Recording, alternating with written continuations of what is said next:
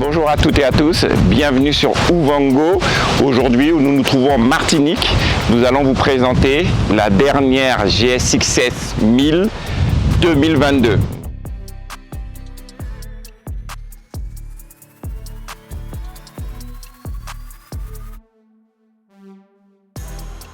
Nous avons donc la face avant qui est très typée, très japonais en fait, très, je ne vais pas dire manga, ça on le laisse à Kawasaki, mais très cyclope, très katana, voilà, comme sa grande sœur, enfin sa cousine on va dire, la katana du même nom.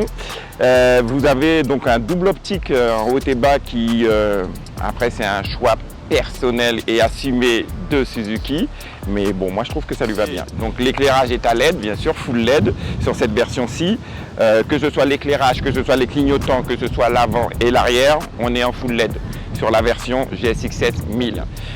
Nous avons une fourche donc de diamètre 43 mm, une fourche télescopique inversée avec du réglage en contrainte et en précharge. Nous arrivons donc sur un étrier avant où nous avons deux disques de 320 mm, pincés par des étriers Brembo à 4 pistons qui sont magiques. Nous avons aussi donc un levier axial avec un levier réglable dans tous les sens, enfin, en écartement.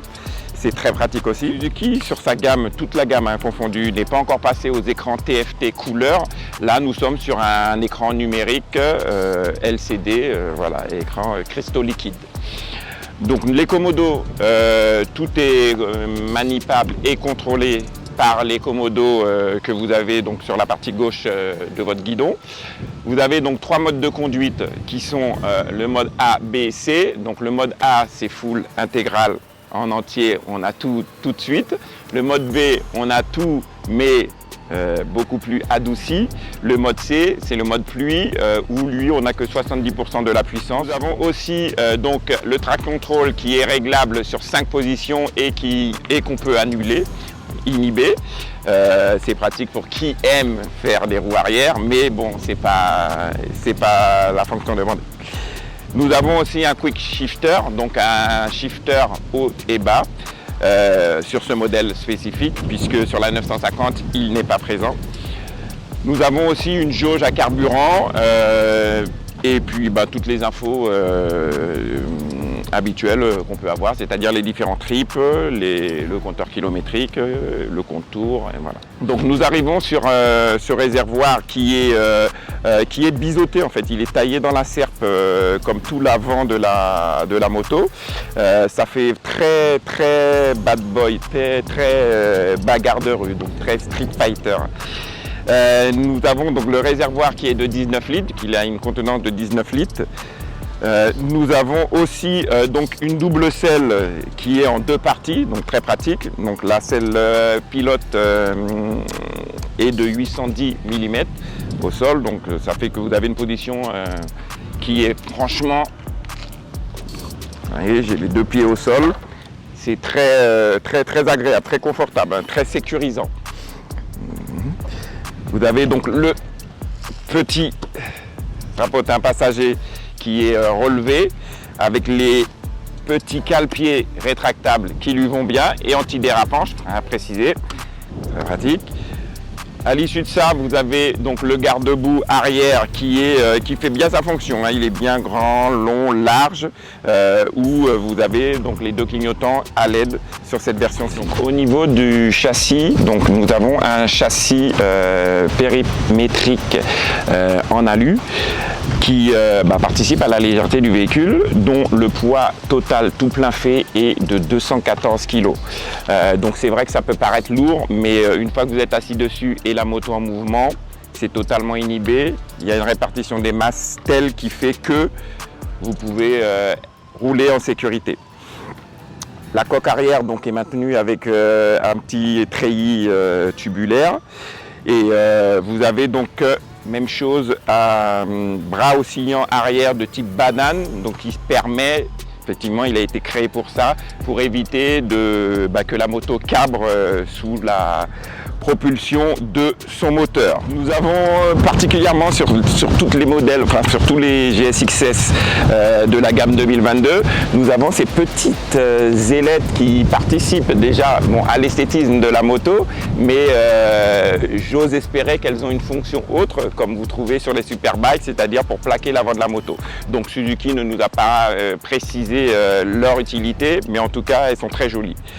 Vous avez aussi donc ce petit rappel de gris rappel qui va bien avec, qui coupe bien la couleur de la moto en deux, puisque vous avez le haut donc qui est bleu, qui rappelle des jantes aussi même couleur que la carrosserie. Nous arrivons donc sur l'arrière de la machine. Donc nous avons un amortisseur arrière, même chose qu'un débattement de 130 mm. L'avant était de 120 mm de débattement. À l'arrière, nous avons un disque de 250 mm, donc pincé par un étrier Nissin monobloc, monopiston, qui au demeurant freine superbement bien. Il assoit la moto comme il faut. Donc le couplage, comme toutes les machines, je ne cesse de le répéter depuis 2016, donc est équipé d'un ABS qui n'est pas déconnectable, mais bon, il est efficace. Nous avons donc sur cette version-ci, comme sur toutes les GSX-S depuis leur année d'existence, c'est-à-dire 2015, nous avons récupéré donc le bloc moteur. Suzuki a récupéré le bloc moteur de la version GSX-R 2007 à 2009, donc le K7, qui participe au couple et à la puissance de la moto. Donc nous partons sur une puissance de 152 chevaux délivré à 11 000 tours minute. Nous avons un couple de 10,6 Nm qui lui est délivré à 9 250 tours minute. Donc je trouve que c'est assez haut perché, mais ça fait le travail. Donc nous avons deux jantes de 17 pouces sur cette version-ci. À l'avant, nous sommes en 120-70 par 17. À l'arrière, 190-50 par 17. Donc nous avons un pneu taille basse qui est propre à cette machine. Donc sur cette version-ci, nous avons un shifter haut et bas. Comme je l'avais déjà précisé, parce qu'il n'y a pas très longtemps, nous avons réalisé un comparatif donc, sur sa grande sœur, la version sportive donc, de la GSX-S. Le shifter, il est d'une douceur vraiment phénoménale. Je ne sais pas comment ils font Suzuki, mais en tout cas, ça a le mérite d'être dit. Vraiment, shifter haut et bas, un délice.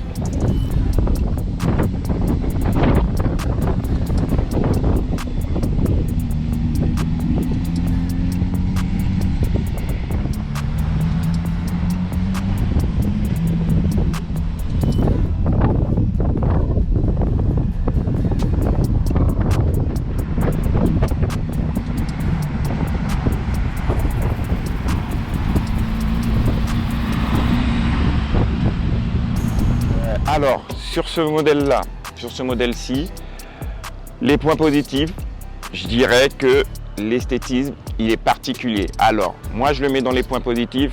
Pourquoi? Parce que je trouve que Suzuki ont fait un réel effort, un réel changement sur la partie esthétisme de la moto. C'est vrai que les précédentes versions et générations étaient un peu fades. Là, ils ont mis du style, ils ont mis ils ont mis un petit cachet qui est propre à eux. Donc moi, je mettrais ça dans les points positifs. Maintenant, nous avons le deuxième point positif qui est le shifter. Je ne cesserai de le dire, Suzuki, ils savent faire des shifters. Un point vraiment très positif, que ce soit à la montée ou à la descente, le shifter, il est d'une douceur, d'une onctuosité et puis d'une détonation qui est propre, ils savent faire. Donc, à ce niveau-là, nous sommes d'accord. Le freinage aussi, que je trouve succulent, que ce soit à l'avant ou à l'arrière, il est puissant, performant, endurant, sérieux, zéro faute. Maintenant, puisqu'il faut des points négatifs, ce que je reprocherais donc à cette version-ci, c'est la couleur de l'écran. Donc c'est vrai que sous le soleil, c'est pas lisible. Malgré le fait que j'ai modifié donc l'intensité de l'éclairage, on voit quasiment rien quand nous sommes en plein soleil. Donc voilà, ça il faudrait soit qu'ils nous mettent l'écran de la 950 ou soit qu'ils modifient ce système-là. Voilà. Donc sinon, nous arrivons effectivement à terme de notre essai. Donc il y a une chose aussi qu'on a oublié de parler, c'est du tarif, d'accord? Donc cette version-ci en Martinique est 14 699 €. Donc moi, personnellement, je trouve qu'elle est idéalement bien placée au sein de la concurrence. au niveau du prix, au niveau des prestations dynamiques, au niveau de l'ensemble de la moto que je trouve relativement jolie. Donc voilà, donc n'hésitez pas à nous suivre, donc à vous abonner si vous ne l'êtes pas encore, donc à nos réseaux sociaux, c'est-à-dire donc vous avez Facebook, vous avez Instagram, vous avez notre chaîne YouTube Ouvango, d'accord, avec 2 O. Et je vous dis à très bientôt pour de nouvelles aventures.